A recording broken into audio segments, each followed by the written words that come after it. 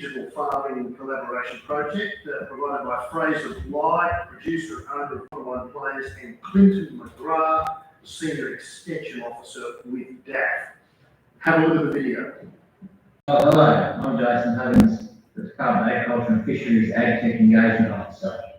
Today I'm talking to Hamish Munro from Pear and he'll be talking today about the Connected Digital Project on the Darling Downs. Hamish, I just got a few questions I'd like to ask you about the project. Can you tell us about how the project come about and a bit about the property where the project is being held? Yeah, Tim, Neale and Toby Harpen from Weemah there sort of got together and we were talking to Fraser and just identified that to allow Fraser Bly and Condamine's plan where the project was held, Fraser sort of struggled with a little bit of data, satellite imagery, and then also the different soil probes and weather stations and also dam height sensors and things like that. So we decided to put it all together in a quick MVP for the greater industry to look at. Right. And what were some of the problems that Fraser had that he first put to you that you could provide some AgTech solutions around? Yeah, so in DataFarming, we did some EM surveys, which was looking at sort of the clay content and moisture availability in the soil, but that mixed with then Guyana soil probes, which was linked to each other. And so what Fairtrade was able to do was then connect that, but then also then pull in Tim's satellite imagery for crop health, and then we pulled in the JD John Deere Operations Centre harvest yield data, so we could actually see what the yield was across the paddock. That allowed Fraser actually have a look from the soil moisture, crop health, and also yield for what was on those paddocks. Oh, that's good. So overall, you think that coming together with a number of technical solutions has been able to solve Fraser's problems? Yeah, definitely. I think one of the things that Fraser found really interesting is we connected to the Queensland Open Data river height levels, and by using the Yabby dam height sensor that was also in the project, you could start to work out his irrigation scheduling of what was available in the dam, and then also keep an eye out for flows to pipe when you could. Okay. And what's some of the learnings for yourself as a technology provider? Yeah. One of the things is data connected is really hard. The data disparity is really hard as well. So it took a while for Fraser actually get his head around just having it all in one spot. But now he can really see where the value is and what the next steps of this project commercially will be for us. And the outcomes of the project can easily be replicated on other cotton farms? Yeah, that was what Tim and Toby really wanted to work with, was those Guyana ag, DataFarming, the Yabby, this sort of thing, as well as the sort of us then can connect to JD or whatever sort of farmers have. So it provided a flexible opportunity to swap IoT in or out, satellite imagery in or out, or sort of tractor telemetry in or out sort of thing. But yeah, it opens the door for the farmers to mix and match what they need to look at their project. And DAF's role in the project has largely just been a coordination way of pulling everyone together and keeping the project on track. Would that be fair to say? Yeah, definitely. I think I also looked at some of the limitations of sort of where the uptake was, and I think that's something that we'll need to continue just to help farmers get their head around new sets of data and big sets of data. Okay, thanks very much for your time. No worries, Jason. Thank you. That was, in fact, the second of two videos that we had. Al, can we play the first one? There should be two videos, and that was number 2. Is there another one there for us? Thanks, guys, and thanks everyone involved. Great to be here. So I guess a little bit about us. So we're a 1,000 hectare farm out at Brookstead. So all irrigation. I've got a mixture, half flood, half flat. So we're family farms, so farming in partnership with my brother and his family, and I guess recently taken over from one day. So I guess, yeah, as Ty sort of alluded to, we probably, as we've gradually added technology to the farm, it's sort of seen it's been in an ad hoc basis, so 1 year, different companies. So we really wanted to see if we could, you know, going forward, what was the best way to capture all our data and which sort of technology to be using. So that's where the project sort of started from. And I guess, you know, that's what we're trying to do is link it, can we link it all together in the one dashboard or central point. For this project, I guess our biggest limiting factor was water, so probably we wanted to concentrate on the water element. We were always pretty keen to get into surveying our dams and having a really accurate monitor in the dam, so that was sort of one of the first things, and then going from there into sort of channel, monitoring our irrigation pumps and channel devices and that sort of stuff. So that's where we came from. For the project, we sort of chose one paddock. Started out early on with soil testing and EM surveys, and then sort of progressively we're going to follow that through. Unfortunately, the season probably didn't go with us, or we were a bit adventurous on our water budgeting, so as you see, the crop probably hasn't performed as well as we would have liked, and we've sort of run out of water, but I still think it gives you some pretty interesting sort of information points from the season. So yeah, it's, as Tony said, certainly challenging trying to get all the sort of technologies and get yourself across all the different platforms. But I think, you know, really worthwhile, really enjoyed working with everyone, and, you know, I think there's plenty of scope to continue. So,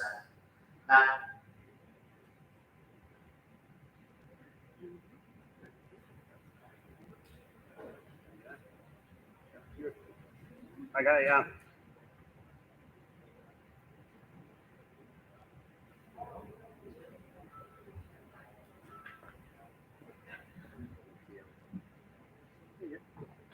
Yeah, there you go.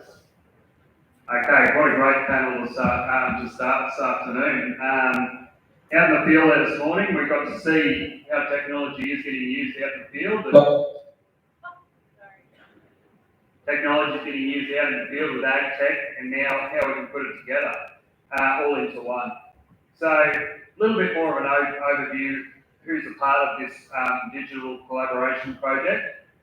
It's a partnership between the Queensland Department of Agriculture and Fisheries, Toowoomba Strait Basin Enterprise, with AgTech startups, Big Sky Technologies, DataFarming, Goanna Ag, Yabby Sensors and Pear Tree. Probably a little bit more of an overview of the objectives of the project.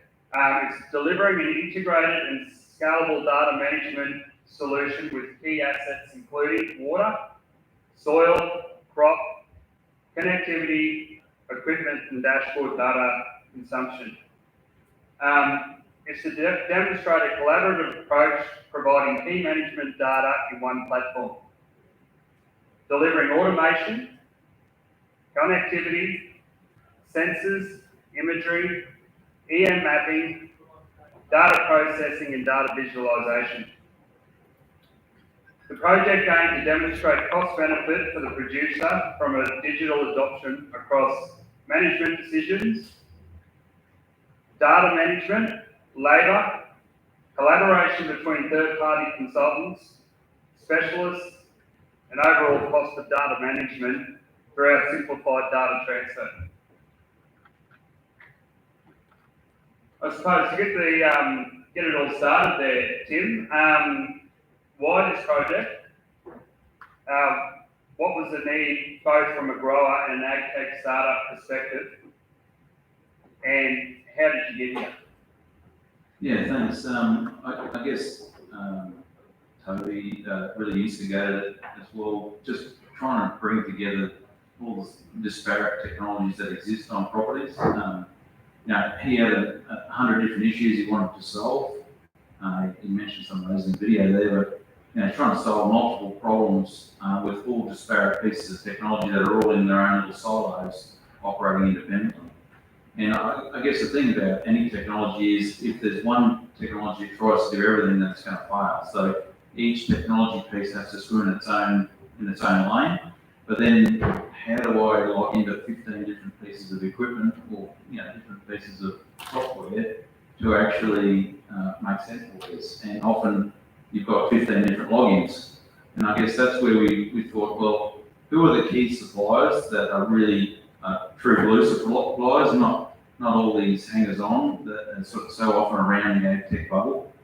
Who can we bring in that are going to support what we do and deliver complementary services, not competing services? And so that's what really kicked it off. And I just went through the list of people I know, like Luana, like Steve, Yabby, that could really just pull in good information, good quality services that all complement each other. And the key glue of all that, I guess, was Pear Tree to actually bring all of those into one common dashboard so that you basically had one login. And so everything from river heights to dam volumes to soil moisture to temperature, the satellite imagery, everything's all in one place for him. So, it just helps with his management of his time, just to try and understand all that. And then I think the next step across beyond that is to really do what Emma was talking about, is what's the analytics we can bring on top of all that data as well. So we saw it really important to get local suppliers involved because they're going to get support, and try and build an ecosystem in Queensland. So often the flashy one from the US gets all the attention, but really the local guys are doing the best job. So it was really about buy local. I guess the same sort of thing is up here. Yeah, so supporting the grower and having it all together In one spot. Because he had heaps of problems, right? He didn't know how much water's coming down the Condamine. He didn't know when to start the pumps. He knew he had to leak the dam. So how do I actually quantify how bad it's leaking? And then he's trying to say, well, where do I put my moisture probes? I've got I've got my drones putting these moisture probes, but where should they go? You have 15 different questions all around water, like you said, but everything from stream flows right to where I put a moisture probe, and everything in between. And what we did was put all those together and build it into one piece. And that's with all your different technologies, as EM surveying to understand your soil type. Yep. Water, which is a valuable asset, utilising that. We even had channel and height sensors. We had even canopy temperature sensors to work out how much water use is coming out of the crop, how much stress it's been under. We're monitoring that every 5 days or so, imagery, and then right through to where it's coming from. So from the dam, Steve was monitoring with the Yabby, and I'll get going to that in a minute, but all the way through that whole chain right to the back, and looking at that impact of that water flowing through the whole system. So, as a grower, Tim, it's working for Fraser, how do we get into something that works?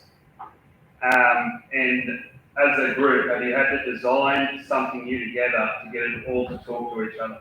Yeah, I don't think this has ever been done before, where we have 5 or 6, we actually had 6 complementary businesses working together to try and solve a single problem for a grower.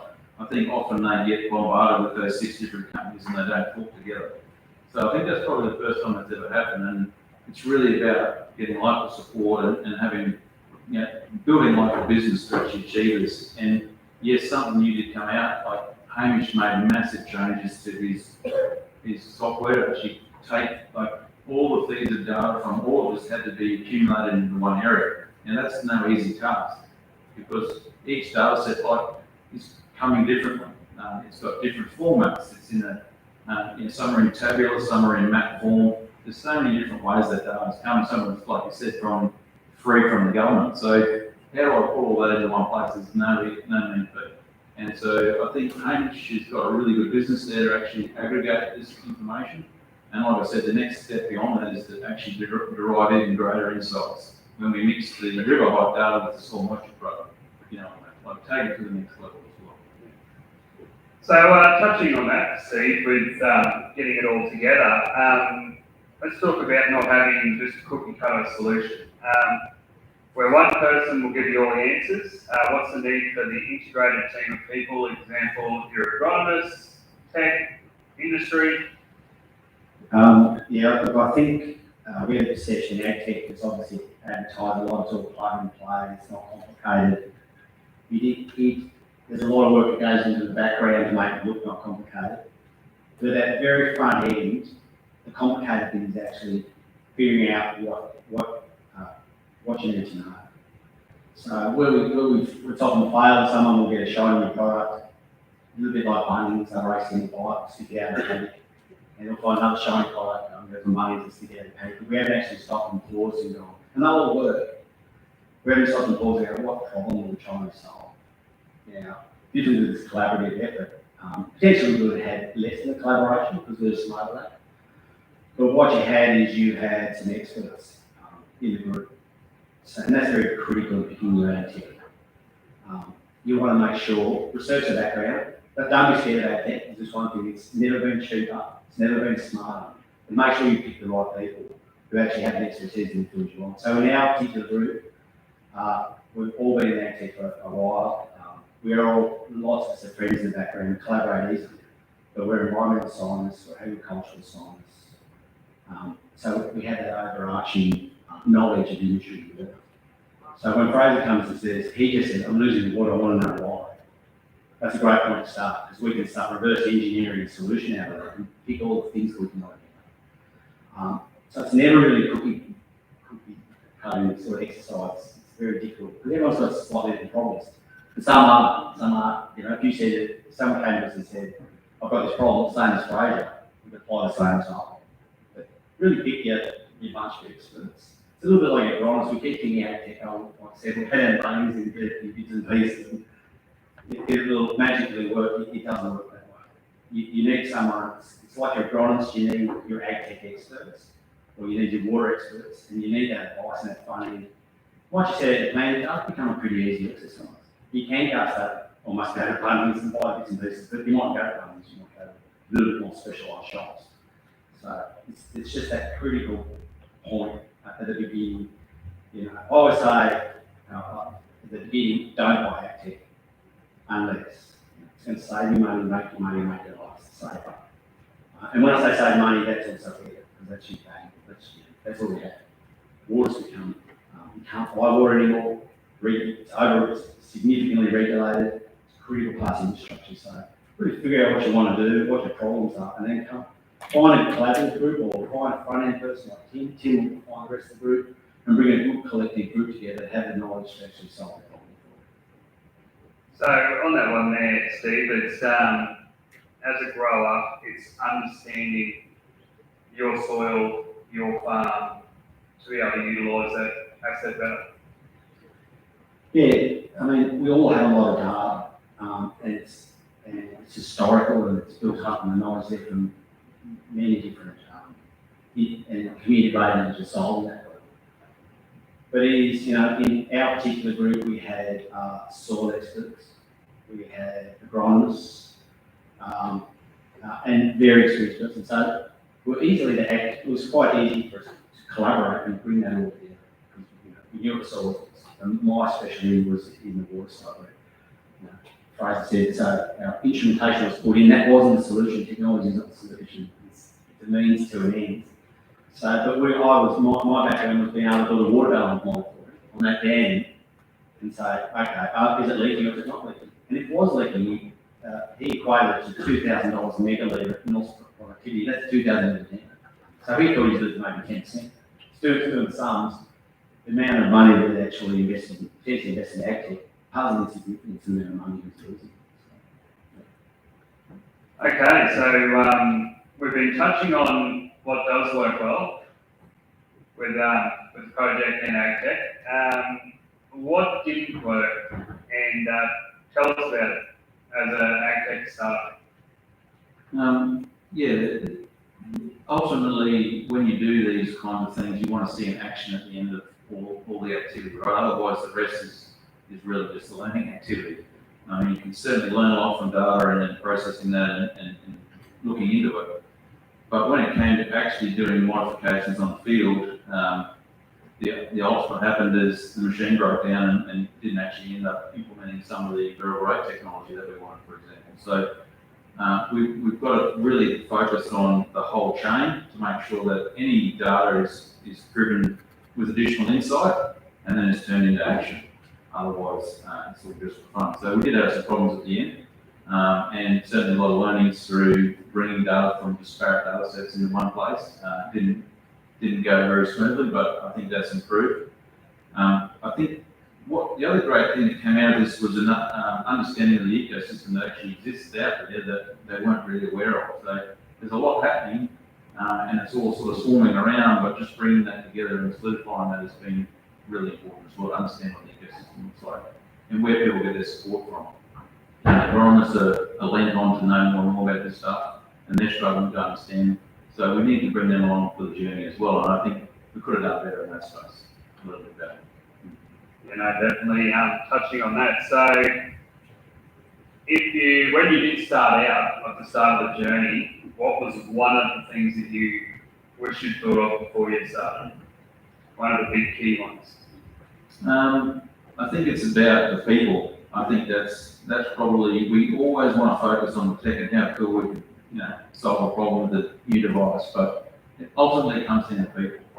So if you don't engage with the humans behind all of this, including the grower, including the agronomist, then you're probably more set up to fail.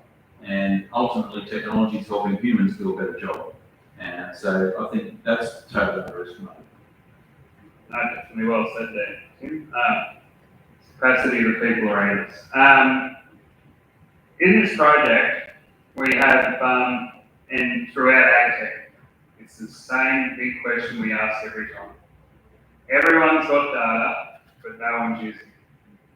How does access to data change the way primary producers manage their business? On all fronts, and like you said, there's no one size fits all when it comes to this. So each farm's different, each paddock's different, each person's different, and they're at different stage of the journey. So I think the key thing is understanding that this is a journey, it's not an endpoint.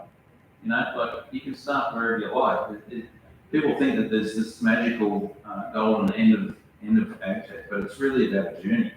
So get started because you're going to get value. And I think focusing on the problem is the number one thing. What problem am I trying to solve? And then what technology fits that problem? That's probably a key message, I guess. Oh yeah, I've got to support that. I think the other thing is who are the people behind the technology? So that's important. Just don't rush and buy whoever advertises the most on Twitter or Facebook. Do your research. It's in the public realm. Some really good Australian companies. And most of the startups we've been developed in the last 5-6 years, So, but just make sure you invest in the right people as well behind those products who can solve these solutions that we don't need. Backup support. With AgTech, as we see out in the field today, with the project that is doing down in Condamine Plains, the return on the investment, always a big question. What are the benefits of the investment and the impacts? Yeah, and as suppliers are always drummed into us that we have to prove ROI all the time for growers to actually adopt. I'm not a big, yeah, sure enough, things have got to pay back, right? But there's more life than just the money, and if everyone here was actually cared about money more than anything else, you wouldn't be in farming, would you? Everyone would be a lawyer, but you're not. So it's not all about the money. It's about, does it make my life easier? Does it save me time? Am I being more efficient? Do other people need this data now that I need to prove things to other people? So it goes well beyond ROI. And I think farmers don't really, they think about cost savings, but I think, even Fraser's example, until you put it to him, it's $2,000 a meg. People haven't realised how big the loss is actually having. So the numbers are huge, right? So I think just focusing on economics all the time is a bit false because a lot of people adopted early technology not on money, they adopted it on making their life easier. I don't think anyone that's bought an iPad in the room, right? You're not made 1 cent out of an iPad. Steve Jobs did, but none of us have, right? But it makes your life easier. So you can read your paper and check the weather and do your emails and look up Google. But so this technology does other things than just making money. But you want it to do all those things as well, I suppose. I agree with Tim. It's hard to quantify that. It's very clear that small to medium farming enterprises can be quite marginal. And, that's been through a lot of the ANZ surveys. So what has to happen is incremental changes to turn that into a profitable business. And also, if you're not racing at checking things and checking AgTech, you can do different things. And one of the big incremental changes you can make as part of it is AgTech. It's clearly the winner. So if you're sitting on Mars and go, what am I going to do? I'm a small and medium business. You don't want to be going down a hurdle in a few years. A small incremental changes start to make it because you don't have to conquer it all at once, but AgTech is the clear winner to turning things around. So it's just important. It's clearly being worked out. It's clear in reports, so we've got to be careful about ROI. It's definitely going to make an improvement to where you are through profitability. Yeah, so spending that money, that investment out there is a long-term change for a grower. Things are moving pretty quickly, aren't they? What we had 5 years ago is certainly not what we've got today. So people used to ask me, when's the best time to buy auto steer? And I said, right now. I said, it's expensive, but now's the right time. People bought auto steer at $120,000 a unit and still make a pay. It's now $20,000 a unit. So I don't think there's any better time than now. And things are going to change so rapidly.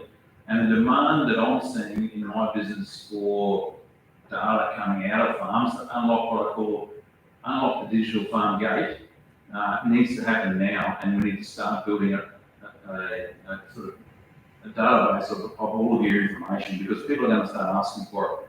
And if you don't deliver it, then they're not going to accept the product. And that's just the way the world's going. And we can fight against it, but in reality, people are going to want to know more.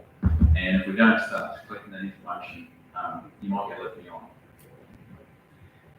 Okay, so while you're on there, Tim, why don't you think the current system is working for growers?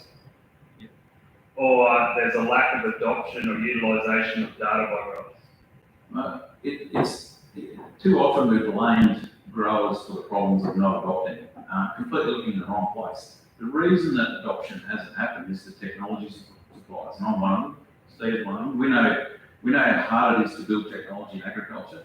There's not very many people. I don't know if you're aware, there's only about 100,000 or 120,000 farms in Australia. That's it.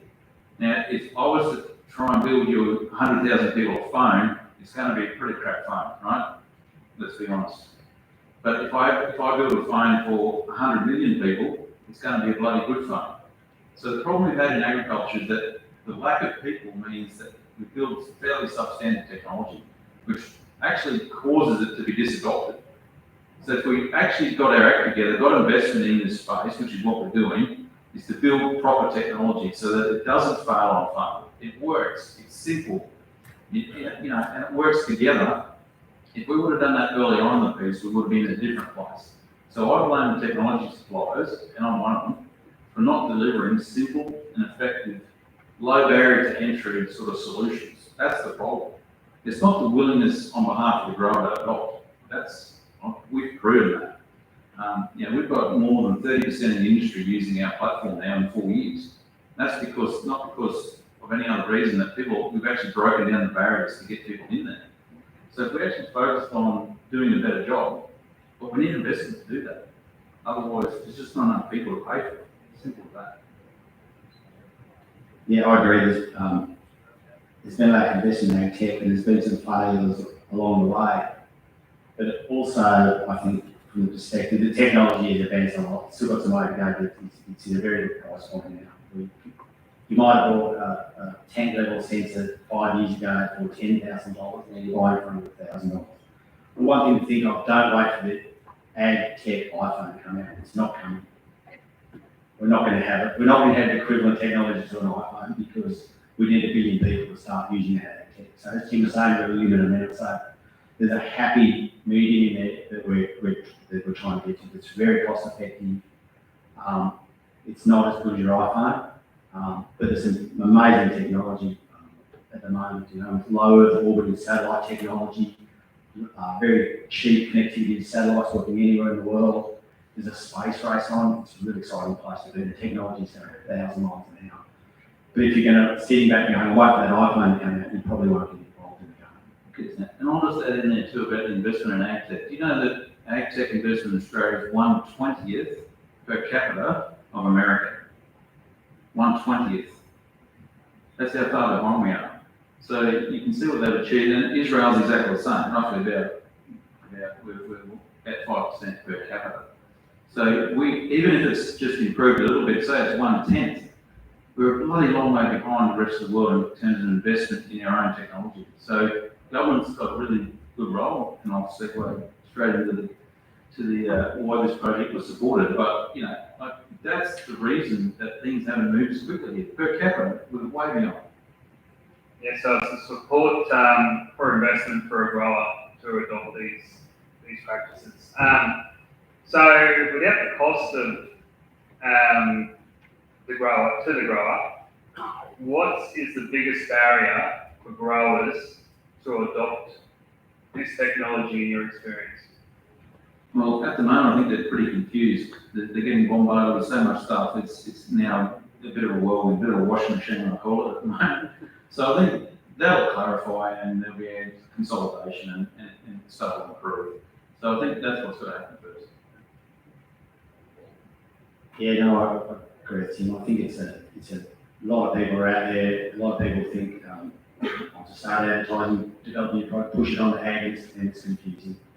But my personal belief, it's a little bit like go find a trusted advisor. You don't spot out your agronomist, it's a little bit the same. It could be a local in Emerald who can actually help you because it's complicated. But you just started. Once you dip your toe in the water, it's actually not as complicated as you think, but you need someone to clarify at the beginning and figure out what you want to do. That's the key entry point. Don't try. I find get calls or some people just struggling to find out where to enter, and that's the key point. Well, with that great collaboration of AgTech startups and Department of Agriculture and Fisheries, probably a question for you, Chris Downs, just to ask about the project down at Condamine Plains and continuing in about a CQ smart cropping project. Give us a snapshot. Yeah, sure. Thanks very much, Aaron, and pleased to be here. Thank you. And I really do appreciate the way in which we've been able, as a government, to help support the great work that's been going on here, and to think about the ways in which new AgTech and the adoption of it can be enhanced. So really pleased to do that. So what I wanted to do though today is just talk a little bit about the Central Queensland Smart Cropping Centre. The investment for that was announced in the most recent budget for Queensland back in June. And in that, they identified investment that would help redevelop the Emerald Research Facility that's here in Emerald into what is called the Central Queensland Smart Cropping Centre. It's a 4-year program of investment, but we believe that we'll be able to go live with it from a tech perspective, from a data perspective, and as part of our plan in 2022. So planning is well underway to get us there. I think the really important part of this smart farm opportunity here in Emerald is that it's also seen as being part of the wider innovation precinct. And we value the opportunity to work with key partners and key collaborators to make sure that that wider innovation ecosystem, innovation precinct comes to fruition. The investment, as I've said, in this project that we've just been talking about here is a way, how do we enhance AgTech adoption? What's the value, or how do we extract the most value from the data that underpins the technologies that are being used? And that's going to be a real focus for us in the Central Queensland Smart Cropping Centre. We've got a talented group of researchers here in Emerald, and they're doing great work. And with the addition of significant investment in new agriculture technologies, new data systems, data sciences with data engineering that puts into it as well, we want to make sure that the Smart Cropping Centre is a place, a smart farm, where all sorts of people in the ecosystem can come together, can work together, just as we've heard about the project that's been profiled here. So as to test, to refine, to enhance, and just think of the ways in which the technologies may be adopted more readily by users. And how can we do that in a way that's based on the research knowledge that we've got coming from the team in DAP as well. We believe that the investment is highly important and strategic for the region, but because the region offers some pretty unique opportunities for us. We know about changing and variable climatic conditions globally. We've seen them, and we are seeing them happening here in Queensland. But we believe that the Smart Cropping Centre located here in Emerald is a prime location, it's a strategic location, hence the investment, to help be a launch pad for the north and thinking about cropping and farming systems. But in a sense, as the climate is changing, it's also, shall I say, a crystal ball that helps us to understand might be heading towards the south as well. And the key role for us, therefore, in the application of agriculture technologies as to how to derive data, information, knowledge, decisions around what we might do. So I guess what I wanted to say is the investment in the first step is how do we get a connected farm in place? That's our first generation. The connectivity fabrics across what is a 900 hectare property. Then how do we add into that the right sensor technologies, the right drone and imaging technologies, and the right data and visualization technologies designed specifically to the use cases that are important for users. So we see generations of investment over the next 4 years to enable us to do those sorts of things. We are keen to do this, though, in collaboration. This is not about DAF saying, build it and they will come. This is about DAF saying, here's some ideas, collaborators, partners, those that want to work with us, come with us, help us to co-design this, help us to co-develop this, help us to understand how to get the most value out of this for producers in this region and across the state as well. So please reach out, let's talk, let's think of the broad ways in which we can engage with each other around this sort of opportunity. So, That's excellent. So pushing forward there, you'll be looking at growers, industry to support the Smart Cropping Centre as a whole. yeah, so look, we see the stakeholder groups as being broad, not only internally within government, but absolutely producers, producer groups, AgTech startups, through to more mature AgTech providers, data companies as well. We need to be able to get everybody engaged in this in a very integrated, joined up way. No, it definitely sounds like an excellent project for Central Queensland. Tim, just touching on what Chris Dan's been talking about, could you tell us about the roles of organisations like the Department of Ag and Fisheries playing in creating opportunities to leveraging projects like this? Yeah, I mean, it was a fairly small project, but it was absolutely fundamental to get Condamine Plains project happening. Without it, it wouldn't have happened. Simple as that. So it was a concept that we took to DAF, and they said, I think that concept's got legs, let's fund it, because government needs to step in where the market's not, but not the other way around. And we see so often, especially federal departments stepping in and creating market failures. We cannot afford any market failures in our fledgling industries in Australia, right? Government's got to be the enabler, not the disabler. And that project was absolutely the result of DAF stepping in to help with the funding of that, to simply buy the sensors. We did everything at cost. So just to buy sensors, to integrate it all, get Hamish's the Petri system working. So it was a small amount just to get that enabling to happen. So I think they form critical showcase of opportunities where the grower's not quite sure what to do, right? He's not going to say, oh, I'm going to go and put $10,000, $20,000, $30,000 into that. You're not quite sure, but no one's ever done it before. So that's the real role of these kind of projects. No, they're very important I projects. agree, Chris. You like that, anything you got to see? No, very important for agriculture, and definitely an investment to continue to help it grow. I suppose from there, I'd like to thank Tim, Steve, Dr. Chris Dowling, and I'd like to mention Hamish Munro couldn't be here from Pear Tree today. about bee stuff in New South Wales. So hopefully border restrictions will open up, and hopefully Fraser's using his data at the moment if he's harvesting that field.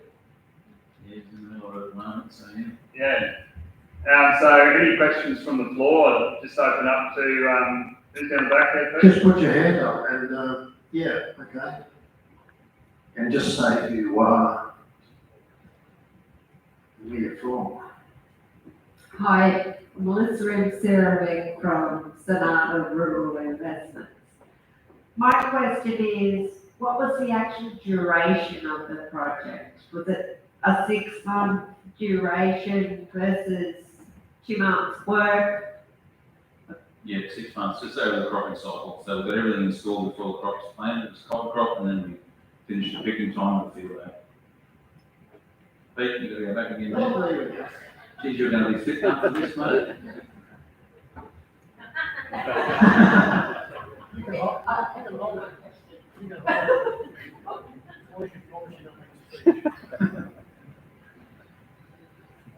Sorry, I lost my train of thought.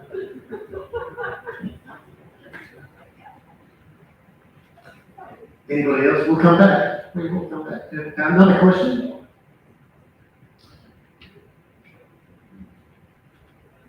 Here we go. G'day, Richard here, at GrowComp, the people working for horticulture in Queensland. Just curious about whether the dashboard that you created to bring in these different sources of data could be applied in other industries outside cotton or cropping. Yeah, well, Hamish works mainly in grazing actually, so this is probably a big cropping one, but yeah, it's really about any disparate data set coming in one place. Hi, Ange Hutchinson. Just wondering how you see data playing a part in the sustainability of the future. So yeah, sustainability is massive at the moment. Like I said before, we've just got so much inquiry now about sustainability. Just leave the carbon stuff for a minute. I mean, it's a bit of what I call a red ocean, sharks everywhere. Sustainability is just hitting us thick and fast. I'm doing some work with Australian Oilseeds Federation. I'm trying to meet the ISCC standards, and like the document was this thick and now it's this thick. And that's the minimum requirement to get canola into Europe. That's the requirements, and now they're telling me that every product that feeds the supply chain also needs to be sustainable certified. Although barley is going to be sustainably certified this year. I mean, this is coming thick and fast, and it all relies on data. At the moment, you can still sign some stat decks, but I fear that's going to change very, very quickly. So people won't rely on tick boxes and a signed document anymore. It'll be showing the money. So what we've got to do as an industry is rapidly get technology to automate that process, because everyone in the room loves paperwork, right?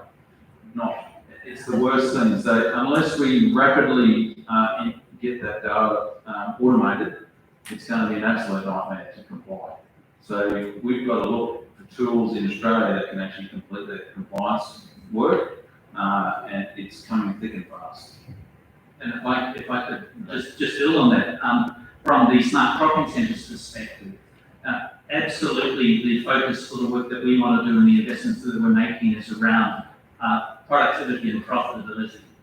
But the sustainability or the environmental credentials that the market is increasingly requiring, and the data that underpins that is going to have to be a core part of who we are and what we do and the way we configure our priorities and our investment going forward. So absolutely, the market requires it. Andrew Back from Swarm Farm. What would you like to see in the Smart Cropping Centre?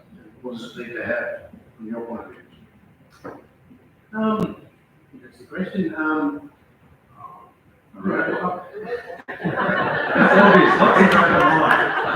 There's a robot there today already.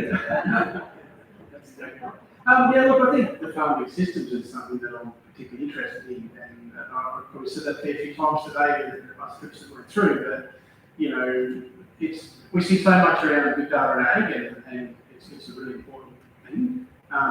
but also ag's a living thing, right? Whether it's animals, whether it's plant, whether it's trees, whatever it is, whether it's the soil, we've got to interact with it. And so it becomes a physical thing as well. And obviously in small farm, we're heavily involved in the physical side of agriculture, with the manipulation of crops, how we kill weeds better, and things like that. So yeah, we'd love to see more around how we can kill weeds better, how we can do it more sustainably, and all through to nitrogen use efficiency, planting and yields, and all the different things we can start doing by changing the actual physical planting practices and how we produce our crops, because I just think there's so much opportunity there. We're still sitting in a paradigm of what can happen on the back of the tractor, yet there's just so many more opportunities to actually change the physical side of it, and I'm excited about that. Any comments? I totally agree. We are of like mind exactly in what you're talking about. And one of our key collaborations that we are looking forward to engaging really deeply in is with Swarm Farm and others that are involved in the agrobotics space. And so from a cropping system perspective, we're going to have to think really carefully from an RD&E perspective.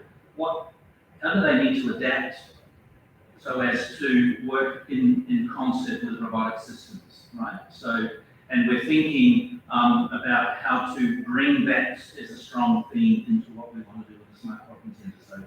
So, yeah, very keen to engage. I think the other thing you're also hinting at there is, I think for too long we've treated fields or paddocks as one, but we've got to focus on the individual plant.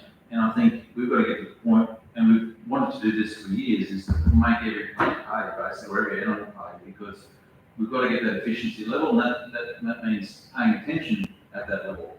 And we haven't done that in the past. So, Christine Rolfe, so moving on from that, Tim or Dr. Downs, so pasture, animal production and the actual pasture cropping for sustainability, and if you're talking about the return on investment for your cotton crops, etc., or high yielding cropping compared to pasture cropping, what will CQ Smart Cropping do for pasture cropping? Look, the focus for the Smart Cropping Centre is on broadacre cropping, so pulse crops, grain crops, cotton. We also believe that there's some great land out there that we are thinking about a focus on horticulture as well, and we're keen to engage the sector to think about what the priorities in horticulture might be. But from a pasture perspective, I don't know that it's a priority in scope for us yet, but we're keen to talk more, right? But elsewhere across that, there is certainly work going on in terms of pasture development, pasture enhancement, and the use of technologies to actually optimize pasture development. It's in terms of the land that we've got there. Yeah. So question for Tim and Steve, and seeking some feedback on the actual farmers' experience, and I'm going to quote Toby Harper out of school, but I know that when he picked Fraser, or when Fraser was selected to be the participant in this particular trial, one of the reasons I'm sure that Toby said was that, was because Fraser just wasn't that interested in technology, wasn't tech savvy. I won't quote him exactly, but it's not Fraser's thing. And I was chatting to Fraser a couple of weeks ago, and one of the questions I asked him, it was on a different topic, but I asked him, how would he describe himself as far as technology goes? And he said he actually considers himself a pretty confident user of technology. So he said he's not addicted to it, he's not someone who follows Twitter and all that sort of stuff, but he considers himself a confident user of technology. So I was actually interested to hear your thoughts on how Fraser actually went, the farmer actually went throughout the period of that trial. From my perspective, this trial's exciting in that Fraser had a very particular problem at the beginning, and that was around losing water. So he we could clearly articulate and show that through the levels and pumps and evaporation, what was going on. Once he drew those two together, I think he did actually fall a little bit in love with the tech in some ways, because he could see it was transforming. He could potentially transform what he's trying to do. And when you can draw those two together, the problem and the tech together actually provides a solution. I think it's actually makes a big difference in around their engagement. So from my perspective, I think he was a little bit, I'll do it because the mate just asked me to help you out. But at the end of it, I think if he asked me now, would you invest more? Probably would. Well, he actually has. He's actually got us to keep rolling the program out across the property. So he went from, I hope he's not watching. Is he on that Pete? Make sure he's not one of the participants. No. Yeah. Your secret is safe with us. It's not going to be on this wall. It's on the internet. So he went from, I have this problem I have to solve right now, right? He went from that single-minded, reactive mindset to there's a world of opportunity here. And that's a really big change. And I think that's a great thing. And so it's all about the person again, and it's the journey. It's everyone starting on the journey in a different part. So he's not a tech head, really, by any stretch of the imagination. Even though he's a young guy, he's not in love with it. But he actually saw the world open up a bit, away from the problem we had to solve today to how can this help me in the future. And that's a really important thing. Any more questions? We have time for maybe one more. Please thank the panel, everybody.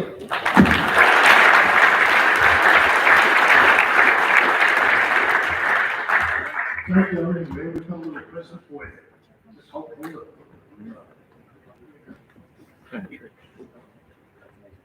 Here they come, one after the other. Now, something I should have mentioned a little earlier, but I'm happy to mention it now.